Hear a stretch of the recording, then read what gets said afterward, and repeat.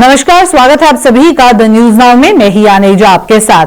हाल ही में जम्मू कश्मीर में जितनी ज्यादा अनएम्प्लॉयमेंट है उसको लेके कुछ सवाल पूछे गए राज्यसभा में, जिसमें जब जवाब मिला तो आपको सुन के हैरानी होगी। पता ये चला कि आर्टिकल 370 के एब्रोगेशन के बाद यानी कि 2019 के बाद से अब तक अगर देखा जाए तो 30,000 वैकेंसीज को फिल कर दिया गया है। इसके बारे में जानकारी देते हुए ये बताया गया कि कितनी वैकेंसीज को एडवर्टाइज किया गया, कितनों के लिए एग्जामिनेशन हुई, कितनी फिल हो गई वैकेंसीज, इस सब के बारे में पूरा डेटा जो है वो शेयर किया गया। हालांकि अगर जम्मू कश्मीर में अनएम्प्लॉयमेंट की बात की जाए तो जम्मू कश्मीर में सेकंड नंबर पे है। पूरे देश भर में देखा जाए तो जम्मू कश्मीर सेकंड नंबर पे है अनएम्प्लॉयमेंट के केसेस में। वहीं दावे किए जा रहे हैं कि सरकार की ओर से रोजगार मेले लगाए जा रहे हैं, जितना भी यूथ है उन पे फोकस किया जा रहा है कि सेल्फ एम्प्लॉयमेंट की ओर जाए, एंटरप्रेन्योरशिप की ओर जाए, अपने आप अपना कोई बिजनेस स्टार्ट करें। उसके लिए सब्सिडीज मिलती हैं, अलग अलग स्कीम्स हैं। पर वहीं अगर जॉब्स की बात की जाए तो जॉब्स को लेकर मार्केट जम्मू कश्मीर में कुछ सही नजर नहीं आ रही।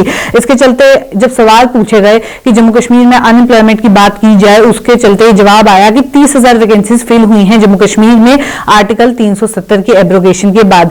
इसमें मैं आपको बता दूं कहां से ये डेटा उठाया गया और किस तरीके से ये प्रेजेंट किया गया, सबके बारे में इंफॉर्मेशन सामने आई है।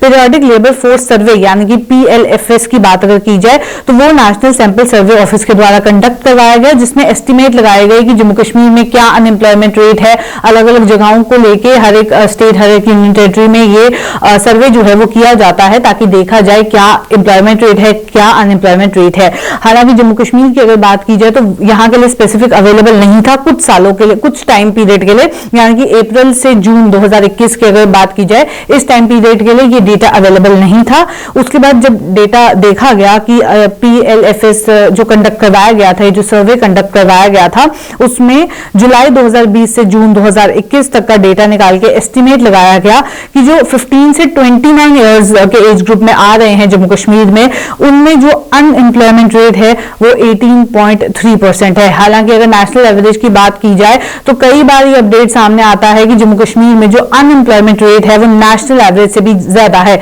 यानी कि अगर नेशनल एवरेज 10 या 12% पे है तो जम्मू कश्मीर में 18-19% भी आपको अनएम्प्लॉयमेंट रेट देखने को मिलेगा। इसके चलते जितना भी यूथ है यहाँ पे वो लगातार रोष व्यक्त करता हुआ नजर आता है कि यहाँ पे एम्प्लॉयमेंट की अपॉर्चुनिटीज जो है वो ज्यादा देखने को नहीं मिल रही।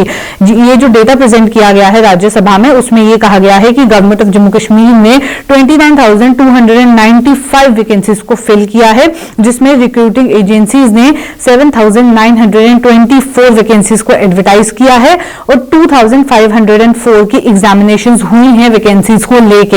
हालांकि एग्जामिनेशंस की भी बात की जाए उसका भी एंड में रिजल्ट यही देखने को मिलता है कि कभी स्कैम हो जाता है। एपटेक की भी अगर बात की जाए तो ऐसे कुछ स्कैम जो है वो लगातार सामने आते हैं, जिसकी वजह से कई ऐसे लोग हैं, कई ऐसे एस्पिरेंट्स हैं जिनकी कई बार एज लिमिट जो है वो क्रॉस हो जाती है, जिसकी वजह से वो एग्जामिनेशन दे नहीं पाते। और जितनी भी यहाँ पे एग्जामिनेशन हो रही है उसको लेकर आए दिन विवाद जो है वो देखने को मिलता है। 2019 से 2023 तक 4 सालों में लगभग 30,000 नौकरियां दी गई हैं। वो भी एग्जैक्ट नंबर 30,000 नहीं है, उसमें भी कुछ नंबर जो है वो कम ही है। एग्जैक्ट फिगर मैं आपके साथ फिर से शेयर करना चाहूंगी। 29,295 वैकेंसीज 4 सालों में फिल की गई हैं। अब सवाल आपसे यह है कि महज 30,000 नौकरियों से क्या जम्मू कश्मीर में विकास होगा?